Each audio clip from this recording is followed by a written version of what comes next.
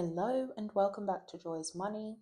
Today's video is going to be on how I plan to spend my money in June. I have some great news. So at the end of May, I got a message from a previous client that I'd worked with, and they are looking to have some assistance from my business, and they're offering more money and they're offering more work, which I'm so grateful for, because if you've been watching my videos, you know I talked about my card, the Lowe's card that I need to pay off. So for the month of June, I am not going to pay the card hard, or rather, I'm not going to pay the card off. It's still going to be the minimum payment. But starting in July, once I start to have the clients' invoices paid and things like that, I am going to increase my income. So without further ado, I've talked about this before. I don't really have a pay date. I just wait until clients pay my invoices and then I pay myself. I would probably say twice a month, but the date changes, so that's why I've put that. For now, we're going to keep this is the income I pay myself from my business. This hasn't changed in over 3 years, but it's going to change next month because my client has come back. I'm so excited about that. One of them, anyway. So, rental. My tenant is so late on his rent. I don't know what's going on. He is so late with the rent. He has not finished paying May's rent. I might have to send him a message, to be honest. So this is my total income for the month. First thing that has to come out, the mortgage. So I think I spoke about this in a different video, but the mortgage has actually gone down, and this comes out on June 1st, and it is $170, 1,750. I wish it was 160 cents. Lowe's card. So this will be the last month I pay the minimum on this, because it comes due in December. That's why. So I still have like 5 months. I think it's sitting at 15,700 or 15,800, but we'll see.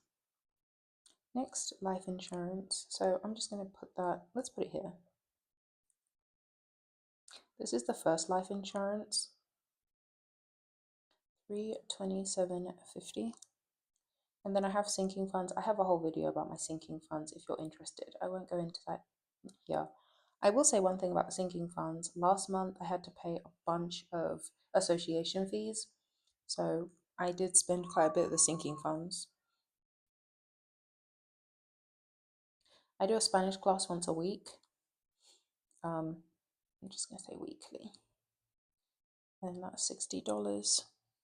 I have another life insurance policy, but with a long-term care rider. It comes out on the 14th of every month, and it is 510, I think 60. I think this is the right number. Okay, I have a charity that I support. Feed the Hungry. It's $60 a month and it comes out on the 1st. My father's life insurance. This comes out on the 6th of every month and it is 93. Phone bill. This comes out on the 1st as well. 132. If anybody's been watching my videos since January, you know this has gone up. Unfortunately or unfortunately, I don't know, but you know, considering what my income is, it's not terrible, but if there was something I would be annoyed about, it would be this. Now, extra savings, I'm just going to put here. So I think I spoke about this before, but basically because I don't have to pay into a 6-month fund anymore, I have increased my Roth contributions. So this actually goes into an IRA brokerage for the meantime, and then I will convert it at the end of the year. Next, holiday. I'm just going to put that here. So I do have a sinking fund for holiday that's separate to this one, but I have 2 more international trips coming up this year, so I'm saving a little bit extra for them, maybe for a taxi or something.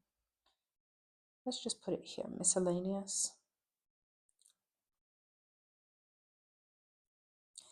$22.90, and I'll tell you what I spend the miscellaneous on. I have an account with Fundrise, If anybody's familiar with that platform, you can basically buy REITs in there. So that's what I buy with my miscellaneous, unless I have something to buy, like, deodorant or something. Real estate. So I am looking to buy this year. I keep saying that, but I haven't really dedicated energy towards it. But I like to save in the event a good deal comes up. REITs. So I have an account with M1 Finance, and I always put money towards REITs in there. Stocks. So I do try and buy, I'm just going to say weekly. I do try and buy individual stocks, and that's what this money is for. Outside of this 500, I don't buy any other individual stocks. Everything else is like a fund. Child uni. I don't have any children, but I am saving up for this. I anticipate that I'll probably have a child in another decade or so. So we'll see. If not, I'm not bothered. I think what's very interesting is when I was younger, I was dead set on having children. I was like, wow, I must have them. But as I've grown older, I'm like, they're nice to have, but you have to be very prepared for them financially. I always give myself a little bit of money, and I usually spend this on, junk from Amazon. That's what this should be. It shouldn't say self, it should say junk from Amazon. Brokerage. So my main goal, I made a video about this, is to, I say, retire early. But ultimately, I like the business that I do. I don't think I will ever leave the business that I have.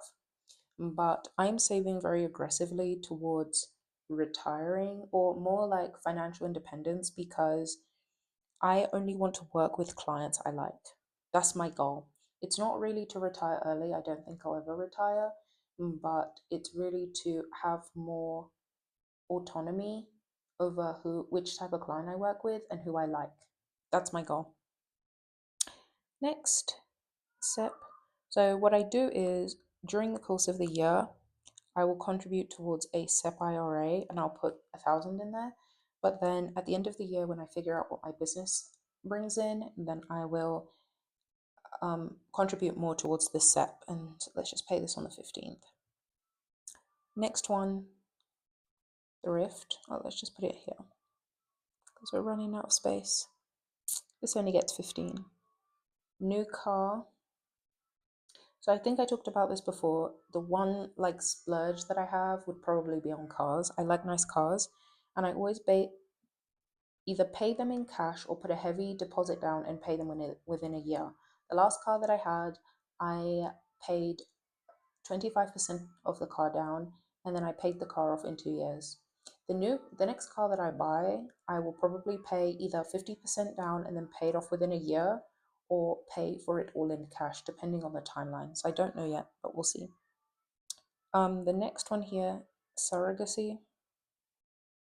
So I feel like this money might get repurposed. I don't know if I'm going to go forward with this, but I'd like to save for it. I do want to get a surrogate when I do eventually have children. I have a decade to save for this. I think it'll happen, but I might also just adopt. So I'm not sure yet, but let's just put it here. Probably will need money for an adoption anyway. So I've already saved for a 12-month fund. I've already saved for a 6-month fund, but I don't have a year's worth of savings. Given everything that's happening in the world right now, I would feel comfortable having a year worth of savings outside of investments. I don't want to pull from investments if anything was to happen. I want it all to come from here. And what this is really going to do is, one, it's going to allow me to expand my business. If I have a 12-month fund, I will take on another employee. So I'll probably have 6 in total. And then the other thing that I want to do is I want to have more security. I have 6 months. This is basically for another 6 months. But like you can see now, I am not saving aggressively towards this at all, because my priority in the next 5 months is this Lowe's card.